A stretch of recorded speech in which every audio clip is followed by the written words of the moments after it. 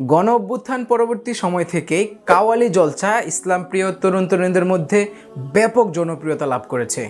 ফলে দেশের আনাচে কানাচে বিভিন্ন বিশ্ববিদ্যালয়ের শিক্ষার্থীরা আয়োজন করছে ঐতিহ্যবাহী এই সঙ্গীত অনুষ্ঠান। তিল ধারণের ঠাঁই না থাকা জলসাগুলোতে একসাথে মনের মাধুরী মিশিয়ে গেয়ে উঠছে মাওলায়া সল্লি ওয়াসাল্লিম দা ইমান আবাদা।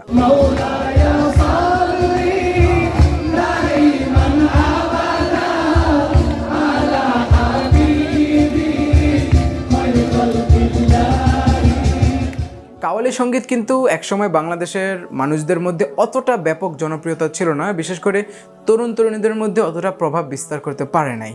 কিন্তু বিগত স্বৈরাচার সরকার শেখ হাসিনার আমলে ঢাকা ভার্সিটির টিএসসি চত্বরে একদল যুবক তারা কাওয়ালি সঙ্গীতের আয়োজন করেছিল। তারপরে দেখা গিয়েছে আওয়ামী লীগ সরকারের পালিত ছাত্রবাহিনী, ক্যাডার বাহিনী, ছাত্রলীগ সেই কাওয়ালি সঙ্গীত অনুষ্ঠান হামলা করে পণ্ড করে দেয় এবং অনেক মানুষ হতাহত হয়।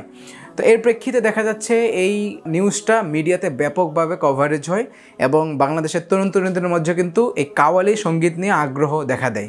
এর প্রেক্ষিতে যেহেতু বর্তমানে স্বৈরাচার সরকার বিদায় নিয়েছে, মানুষ স্বাধীনতা লাভ করেছে, তো এটাকে তারা একটা মনের আনন্দ, সুক্রিয়া এবং আল্লাহর কাছে কৃতজ্ঞতা স্বরূপ বিভিন্ন কলেজ ভার্সিটিতে কিন্তু কাওয়ালি সঙ্গীত তারা আয়োজন করে যাচ্ছে।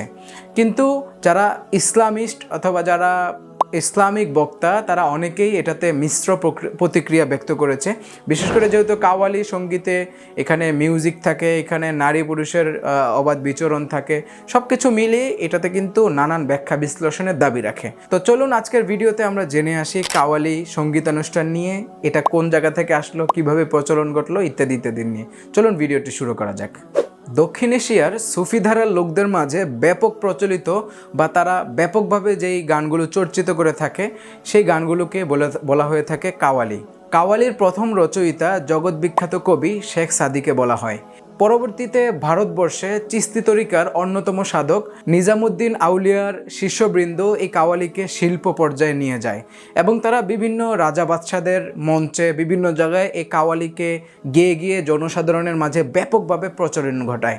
নুসরাত ফাতে আলী খান থেকে শুরু করে ভারতবর্ষের আর রহমান তারা কিন্তু কাওয়ালিকে আরও জনপ্রিয়তায় নিয়ে যাচ্ছে এবং তার প্রেক্ষিতেই বাংলাদেশেও ব্যাপকভাবে এই কাওয়ালি কিন্তু চর্চিত হচ্ছে এবং বিভিন্ন কলেজ ভার্সিটিতে কিন্তু এটার আয়োজন করা হচ্ছে।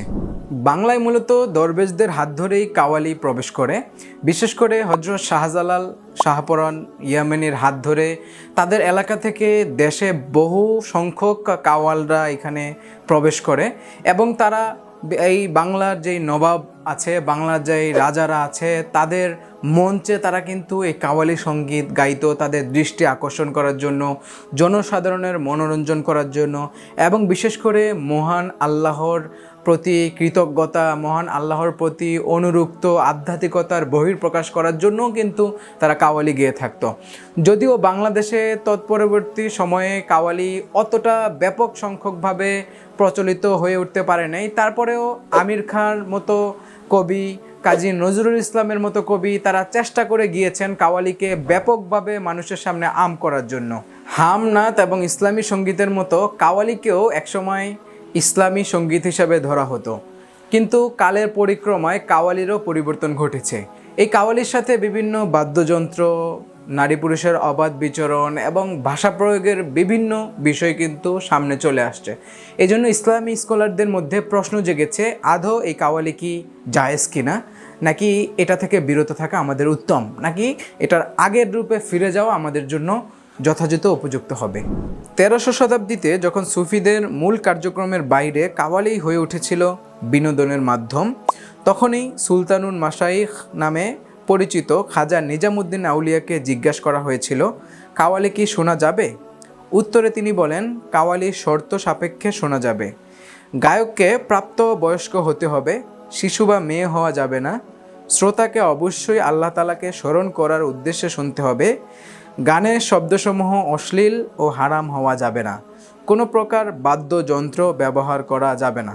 কাওয়ালি এমন এক ধরনের সঙ্গীতের নাম, উপমহাদেশের অনেক সুফি সাধক অলি আউলিয়ার ব্যাপারে দাবি করা হয় যে তাদের সামনে এই সঙ্গীত পরিবেশিত হয়েছে, অথচ ইসলামে গান বাজনা অহেতুক কাব্যচর্চায় নিরুৎসাহিত করেছে। পবিত্র কোরআনে ইরশাদ হয়েছে, কিছু মানুষ আল্লাহর পথ থেকে বিচ্যুত করার উদ্দেশ্যে অজ্ঞাতবশত অবান্তর কথাবার্তা, গান বাজনা ক্রয় করে আর আল্লাহর পথকে ঠাট্টা বিদ্রূপ করে। ওদের জন্যই আছে অবমাননাকর শাস্তি। সূরা লোকমান আয়াত নাম্বার 6।